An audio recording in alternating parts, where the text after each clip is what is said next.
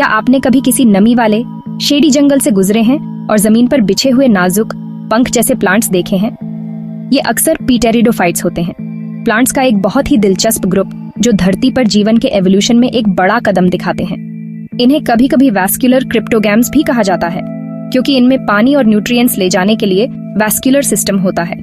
फिर भी ये फूल या बीज नहीं बनाते, इसके बजाय ये स्पोर्स से रिप्रोड्यूस करते हैं, एक ऐसी खासियत जो वे मॉसेस जैसे ज्यादा प्रिमिटिव प्लांट्स के साथ शेयर करते हैं। ये पुराने प्लांट्स सबसे पहले थे जिन्होंने असली जड़ें, तने और पत्तियां डेवलप की, जिससे वे फूल वाले प्लांट्स के एग्जिस्टेंस में आने से लाखों साल पहले जमीन पर राज कर सके। उनकी कहानी बॉटनी के हिस्ट्री में एक जरूरी चैप्टर है। पीटेरिडोफाइट्स असल में प्लांट किंगडम के एम्फिबियंस हैं। जैसे एम्फिबियंस को अपना लाइफ साइकिल पूरा करने के लिए पानी की जरूरत होती है, वैसे ही पीटेरिडोफाइट्स भी रिप्रोडक्शन के लिए नम वातावरण पर डिपेंड करते हैं। ऐसा इसलिए है क्योंकि उनके मेल गेमेट्स को फर्टिलाइजेशन के लिए फीमेल गेमेट तक पहुंचने और तैरने के लिए पानी की एक पतली परत की जरूरत होती है।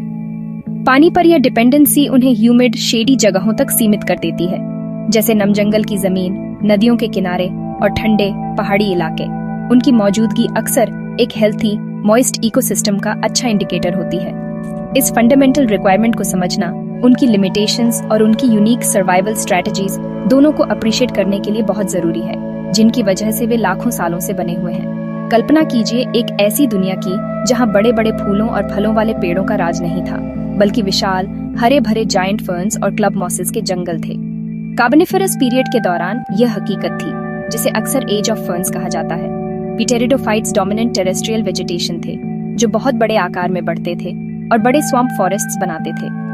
लाखों सालों में इन पुराने प्लांट्स के अवशेष दब गए और फॉसिलाइज्ड हो गए, जिससे आखिर में विशाल कोल डिपॉजिट्स बने जो आज हमारी दुनिया को पावर देते हैं। तो एक बहुत ही असली मायने में जो एनर्जी हम कोल जलाने से इस्तेमाल करते हैं, वह इन प्रीहिस्टोरिक पीटेरिडोफाइट्स द्वारा कैप्चर की गई स्टोर्ड सनलाइट है।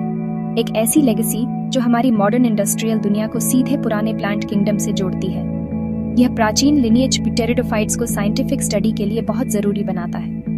उनकी स्ट्रक्चर, लाइफ साइकिल और फॉसिल रिकॉर्ड की जांच करके बॉटनिस्ट्स प्लांट्स के एवोल्यूशनरी जर्नी को एक्वाटिक एल्गे से कॉम्प्लेक्स टेरेस्ट्रियल ऑर्गेनिजम्स तक जोड़ सकते हैं। वे अतीत में एक जीवित खिड़की प्रोवाइड करते हैं, हमें इंटरमीडिएट स्टेप्स दिखाते हैं जो प्लांट्स के लिए वैस्कुलर टिश्यूज जैसी सुविधाएं डेवलप करने के लिए जरूरी थे, जो जमीन पर जीवन के लिए जरूरी है। वे केवल अतीत के अवशेष नहीं हैं, वे सक्सेसफुल डाइवर्स ऑर्गेनिजम्स हैं जो अपने इकोसिस्टम्स में एक जरूरी भूमिका निभाते रहते हैं।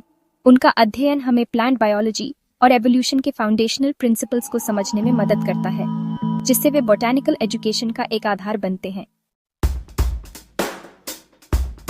एक पीटेरिडोफाइट क्या है, इसे सही से समझने के लिए हमें इसकी डिफाइनिंग कैरेक्टरिस्टिक्स को देखना होगा, जो इसे दूसरे प्लांट ग्रुप से अलग करती हैं।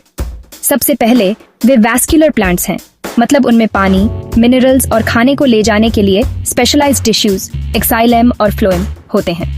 यह मॉसेस जैसे नॉन वैस्कुलर प्लांट्स पर एक सिग्निफिकेंट एडवांसमेंट है, जिससे वे बहुत बड़े और ज्यादा कॉम्प्लेक्स हो पाते हैं। जो मेन प्लांट बॉडी हमें आमतौर पर दिखती है, जैसे एक फर्न फ्रॉन्ड, वह स्पोरोफाइट जेनरेशन है। ये स्पोरोफाइट असली जड़ों, एक तने, अक्सर एक अंडरग्राउंड राइजोम और पत्तियों में डिफरेंशिएटेड होता है, जिन्हें फर्न्स में फ्रॉन्स कहा जाता है। फ्लावरिंग प्लांट्स के उलट वे फूल, फल या बीज नहीं बनाते। एक पीटेरिडोफाइट का life cycle alternation of generations का एक क्लासिक एग्जाम्पल है, जिसमें दो अलग इंडिपेंडेंट फेजेस होते हैं, स्पोरोफाइट और गेमटोफाइट। डोमिनेंट विजिबल प्लांट स्पोरोफाइट है, डिप्लॉयड या 2N जो स्पोरांजिया नाम की स्ट्रक्चर्स में स्पोर्स बनाता है, जो अक्सर पत्तियों के नीचे सोरी नाम के क्लस्टर्स में पाए जाते हैं। जब ये स्पोर्स रिलीज होते हैं और सही नम मिट्टी पर गिरते हैं, तो वे एक और बड़े फर्न में नहीं बढ़ते। इसके बजाय वे एक छोटे दिल के आकार के इंडिपेंडेंट प्लांट में जर्मिनेट्स होते हैं, जिसे प्रोथैलस कहा जाता है। यह प्रोथैलस गेमटोफाइट जनरेशन का प्रतिनिधित्व करता है, हैप्लॉइड या N, और यह स्टेज अक्सर अपने छोटे आकार की वजह से नजरअंदाज हो जाती है। गेमटोफाइट या प्रोथैलस वही है जहां सेक्सुअल रिप्रोडक्शन होता है। यह छोटा हरा स्ट्रक्चर मेल रिप्रोडक्टिव ऑर्गन्स, जिन्हें एंथेरिडिया कहा जाता है, और फीमेल रिप्रोडक्टिव ऑर्गन्स, जिन्हें आर्चिगोनिया कहा जाता है, दोनों को धारण करता है। एंथेरिडिया तैरने वाले फ्लैजिलेटेड स्पर्म बनाते हैं, जबकि हर आर्चिगोनियम में एक सिंगल एग होता है। यहीं पर प्लांट की पानी पर डिपेंडेंसी क्रिटिकल हो जाती है। एक एंथेरिडियम से एक आर्चिगोनियम तक तैरने के लिए स्पर्म को ओस या बारिश के पानी की एक परत की जरूरत होती है ताकि फर्टिलाइजेशन हो सके। फर्टिलाइजेशन के लिए बाहरी पानी पर यह डिपेंडेंसी एक प्रिमिटिव ट्रेट है जो उन्हें उनके एक्वाटिक एंसेस्टर से जोड़ता है, जो ब्रायोफाइट्स और सीड प्लांट्स के बीच उनकी एवोल्यूशनरी पोजीशन को उजागर करता है। एक बार फर्टिलाइजेशन हो जाने के बाद एक डिप्लॉयड ज़ीगोट बनता है। यह ज़ीगोट डिस्पर्स नहीं होता, इसके बजाय यह सीधे गेमेटोफाइट टिश्यू से बढ़ना शुरू कर देता है। शुरू में पोषण के लिए प्रोथैलस पर डिपेंड करता है। धीरे धीरे ये अपनी जड़ें, तना और पत्तियां विकसित करता है।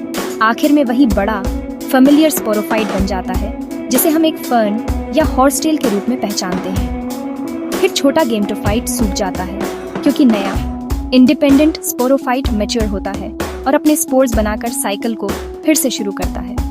2 फ्री लिविंग जनरेशंस के साथ ये ड्यूअल लाइफ पीटेरिडोफाइट्स की एक पहचान है और अध्ययन करने के लिए एक बहुत ही दिलचस्प प्रक्रिया है जो प्लांट रिप्रोडक्टिव स्ट्रेटजीज में साफ इंसाइट्स प्रदान करती है। पीटेरिडोफाइट्स एक सिंगल यूनिफॉर्म ग्रुप नहीं है, बल्कि प्लांट्स का एक डाइवर्स कलेक्शन है जिन्हें 4 मेजर लिविंग क्लासेस में क्लासिफाई किया गया है। हर क्लास की यूनिक कैरेक्टरिस्टिक्स हैं जो इसे दूसरों से अलग करती हैं, जो इन प्लांट्स द्वारा लिए गए विभिन्न एवोल्यूशनरी पाथ्स को दिखाती है। पहला और सबसे प्रिमिटिव क्लास प्सिलोप्सिडा है, जिसे अक्सर विस्क फर्न्स कहा जाता है। ये सिंपल प्लांट्स हैं जिनमें असली जड़ें और पत्तियां नहीं होती। एक कॉमन एग्जाम्पल प्सिलोटम है, जिसमें एक ब्रांचिंग ग्रीन स्टेम होता है जो फोटोसिंथेसिस करता है और टाइनी स्केल लाइक अपेंडेजेस धारण करता है। वे दिखाते हैं कि कुछ शुरुआती लैंड प्लांट्स कैसे दिखते होंगे, जो बॉटनिस्ट्स को सिंपल फॉर्म से प्लांट एवोल्यूशन का अध्ययन करने के लिए एक लिविंग मॉडल प्रदान करते हैं।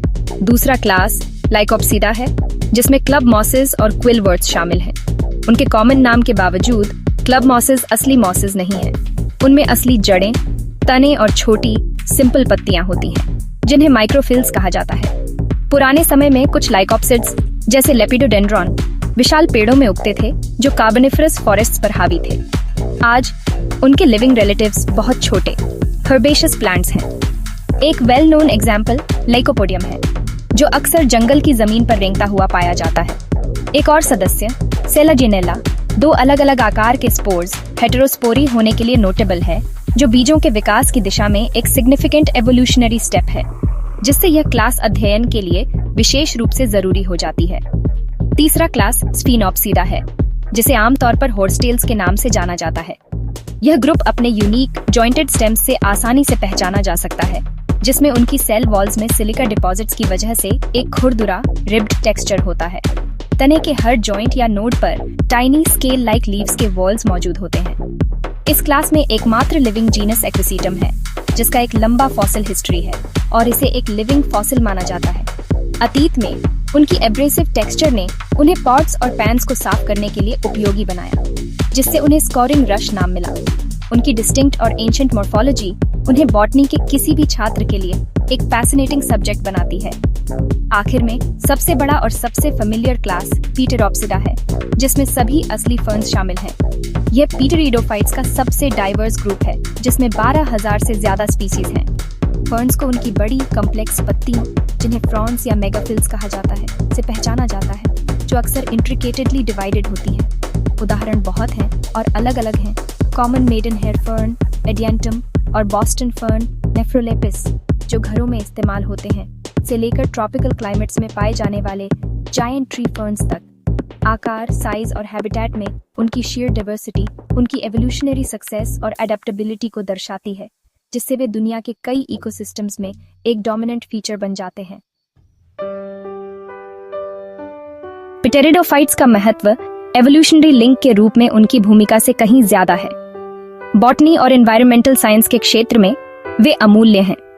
जैसा कि बताया गया है, कार्बोनिफेरस पीरियड से उनके फॉसिलाइज्ड अवशेषों ने वह कोयला बनाया जिस पर हम ऊर्जा के लिए निर्भर करते हैं। आधुनिक इकोसिस्टम्स में वे एक जरूरी एनवायरमेंटल भूमिका निभाते हैं। फर्न्स और उनके सहयोगी अपनी एक्सटेंसिव जड़ और राइजोम सिस्टम्स से पहाड़ियों पर मिट्टी के कटाव को रोकने में मदद करते हैं। वे पायनियर स्पीसीज के रूप में भी काम करते हैं, डिस्टर्ब्ड लैंड को कॉलोनाइज करते हैं और ऐसी स्थितियां बनाते हैं जो दूसरे प्लांट्स को बढ़ने देती हैं। इसके अलावा वायु प्रदूषण के प्रति उनकी संवेदनशीलता कुछ स्पीसीज को एनवायरमेंटल हेल्थ के इफेक्टिव बायो इंडिकेटर्स बनाती है। हमारे रोजमर्रा के जीवन में पीटेरिडोफाइट्स ने एक पसंदीदा जगह पाई है, मुख्य रूप से उनके ऑर्नामेंटल वैल्यू के लिए। Boston fern, maiden hair fern और बर्ड्स नेस्ट फर्न जैसे फर्न्स के हरे भरे फ्रॉन्स लोकप्रिय हाउस प्लांट्स हैं, जो इंडोर जगहों में प्राकृतिक सुंदरता का एक स्पर्श जोड़ते हैं।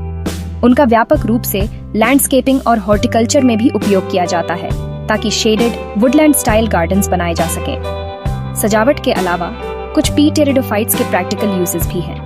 उदाहरण के लिए ऑस्ट्रिच फर्न मैटुचा स्ट्रूथियोप्टेरिस के युवा कॉइल्ड फ्रॉन्स, जिन्हें फिडल हेड्स कहा जाता है, दुनिया के कुछ हिस्सों में सब्जी के रूप में खाए जाते हैं। कुछ स्पीसीज के हर्बल मेडिसिन में पारंपरिक उपयोग भी है। छात्रों के लिए, खासकर जो बायोलॉजी या बॉटनी में कम्पिटिटिव एग्जामिनेशंस की तैयारी कर रहे हैं, पीटेरिडोफाइट्स की एक थरो अंडरस्टैंडिंग जरूरी है। उनके यूनिक लाइफ साइकिल, खासकर ऑल्टरनेशन ऑफ जनरेशंस और इंडिपेंडेंट स्पोरोफाइट और गेम्टोफाइट स्टेजेस के बारे में अक्सर सवाल आते हैं। 4 डिविजन्स में क्लासिफिकेशन, साथ ही सिलोटम, सेलागिनेला, एक्विसीटम और ड्रायोप्टेरस जैसे की एग्जाम्पल्स एक कॉमन टॉपिक है। प्रोटोस्टेले, सिफोनोस्टेले, हेटेरोस्पोरी और सीड हैबिट के ओरिजिन जैसे कॉन्सेप्ट्स को अक्सर पीटेरिडोफाइट्स को एक मॉडल सिस्टम के रूप में उपयोग करके समझाया जाता है। इस ग्रुप की एक मजबूत समझ प्लांट किंगडम एवोल्यूशन की व्यापक कहानी को समझने के लिए फंडामेंटल है। अंत में, पीटेरिडोफाइट्स सिर्फ सिंपल फर्न से कहीं ज्यादा है। वे प्राचीन सर्वाइवर्स, एवोल्यूशनरी पायनियर्स और हमारे ग्रह के इकोसिस्टम्स के जरूरी सदस्य हैं। इंडस्ट्रियल रेवोल्यूशन को चलाने वाले कोयले को बनाने से लेकर हमारे घरों और बगीचों को सुंदर बनाने तक उनका प्रभाव व्यापक है। वे प्लांट एवोल्यूशन पर एक जीवित पाठ्य पुस्तक प्रदान करते हैं, जो उन क्रिटिकल एडेप्टेशंस को दर्शाते हैं जिन्होंने जीवन को पानी से जमीन पर जाने की अनुमति दी। उनका fascinating dual phase life cycle और डाइवर्स फॉर्म्स बॉटनिस्ट्स और नेचर एंथुसियास्ट्स दोनों को मोहित करते रहते हैं। उनके महत्व को पहचानना प्लांट किंगडम और उसके इतिहास के साथ हमारे गहरे संबंध की पूरी समृद्ध टैपेस्ट्री को समझने की कुंजी है।